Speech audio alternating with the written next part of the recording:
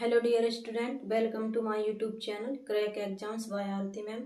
जैसा कि आप सभी जानते हैं, हम एमपीटेट वर्ग 3 पात्रता परीक्षा 2026 की तैयारी कर रहे हैं, जिसमें हमारा कुछ टॉपिक जो है वो कंप्लीट हो गए हैं और कुछ टॉपिक हम अभी पढ़ रहे हैं। और हमने हिंदी की क्लासेस भी स्टार्ट कर दी थी, जिसमें आज हमारी ये चौथी क्लास है। आप जाकर मेरी पुरानी क्लासेस भी मेरे YouTube channel crack exams by Aarti ma'am पर जाकर देख सकते हैं। और हमने बाल विकास का भी एक चैप्टर कंप्लीट कर दिया है, तो वो भी आप जाकर मेरी यूट्यूब क्लासेस पर देख सकते हैं। अब हम देख लेते हैं। यहाँ पर कल हमने क्रिया के अन्य प्रकार पढ़ा था। देखिए, क्रिया हमने पढ़ लिया है, क्रिया किसे कहते हैं। उसके बाद क्रिया कितने प्रकार की होती है, तो हमने कर्म के आधार पर क्रिया को पढ़ा था, जिसमें कर्म के आधार पर क्रिया 2 प्रकार की होती है, सकर्मक क्रिया और अकर्मक क्रिया। उसके बाद हमने पढ़ा था प्रयोग संरचना के आधार पर क्रियाएं। प्रयोग संरचना के आधार पर क्रियाएं जो है वो 5 प्रकार की होती हैं, जो वो भी हमने कंप्लीट कर ली। अब हम पढ़ रहे थे क्रिया के अन्य प्रकार। तो कल हमने क्रिया के 3 प्रकार पढ़ लिए थे, आज हम पढ़ने वाले हैं क्रिया का चौथा और 5वां प्रकार। ये इससे अधिकतर क्वेश्चन बनते हैं, इसलिए मैंने एक क्लास भी नहीं छोड़ी है, क्योंकि मैं चाहती हूँ कि आपको डिटेल में सारी चीजें पढ़ाऊँ जो एग्जाम में पूछी जाती हैं। अब हम देख लेते हैं क्रिया का चौथा प्रकार। तो क्रिया का चौथा प्रकार यहाँ पर है असमापिका क्रिया। देखिए, नाम से ही स्पष्ट हो रहा है, असमापिका मतलब जो समाप्त ना हो, जो समाप्त ना हो उसे असमापिका। हम एग्जाम्पल परिभाषा देख लेते हैं, उसके बाद एग्जाम्पल देखेंगे। जिस क्रिया के प्रयोग से वाक्य समाप्त ना हो वहां असमापिका क्रिया होती है। एक बार और पढ़ देती हूँ। जिस क्रिया के प्रयोग से वाक्य समाप्त ना हो वहां असमापिका क्रिया होती है। अब हम इसके उदाहरण समझते हैं। शरद खेलते हुए गिर गया। समझिए आप, शरद जो है वो खेलते हुए गिर गया। यहाँ पर क्रिया जो है वो समाप्त नहीं हुई। पहले शरद खेल रहा था और खेलते खेलते वो गिर गया। तो यहाँ पर देखिए, एक क्रिया हो गई खेलना और दूसरी हो गई गिरना। यहाँ पर ये 2 क्रियाएं हो गई हैं। शरद खेलते हुए गिर गया। ठीक, अब हम दूसरा एग्जाम्पल देख लेते हैं। अशोक पढ़ते पढ़ते सो गया। ठीक है, अशोक जो है वो पढ़ रहा था।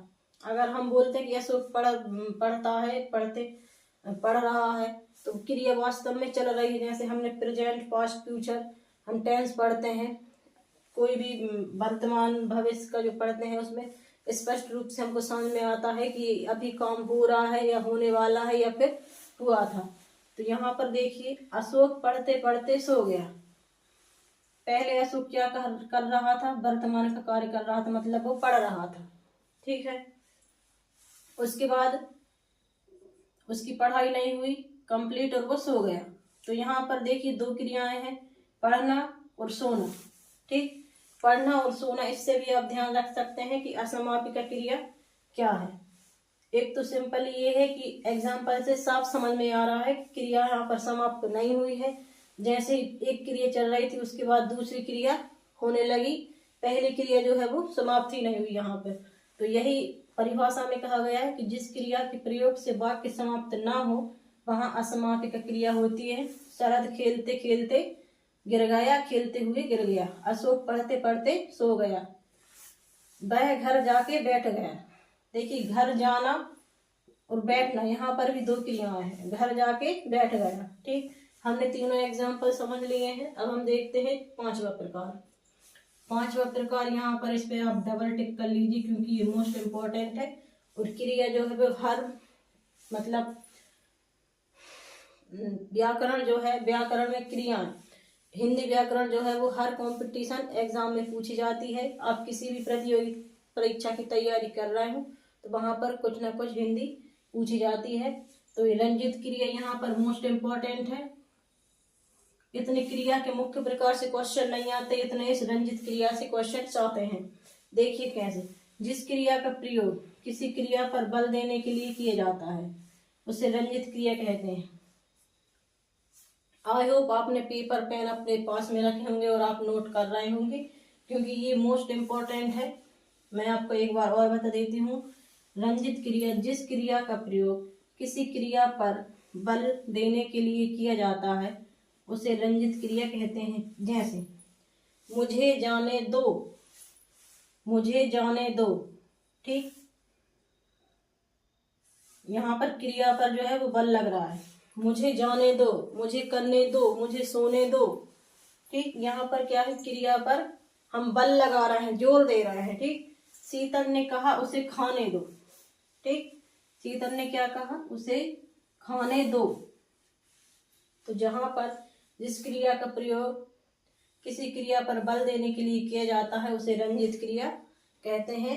ये मोस्ट इम्पोर्टेंट है, आप इस पर डबल टिक कर लीजिए क्योंकि इससे क्वेश्चन 100% बनते ही हैं। यदि आपको मुझ पर बिलीव नहीं होता है तो आप जाकर प्रीवियस ईयर के क्वेश्चन देख लीजिए। किसी भी प्रतियोगी परीक्षा के जिसमें हिंदी पूछी जाती है, हिंदी व्याकरण पूछी जाती है, उससे सबसे ज़्यादा क्वेश्चन बनते हैं रंजित क्रिया के। तो आप इसको ध्यान से समझें। आप चाहें तो इसका स्क्रीनशॉट भी ले सकते हैं यदि आपने नोट डाउन ना किया हो तो।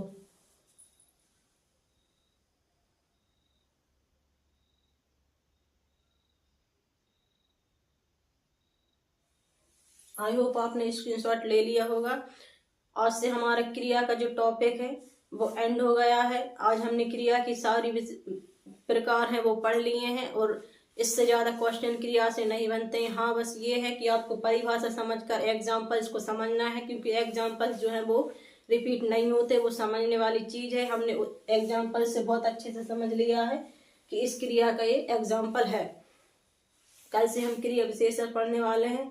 और यदि आपने अभी तक मेरे channel crack exams by Aarti ma'am को सब्सक्राइब नहीं किया है तो मेरे चैनल को सब्सक्राइब कर लीजिएगा।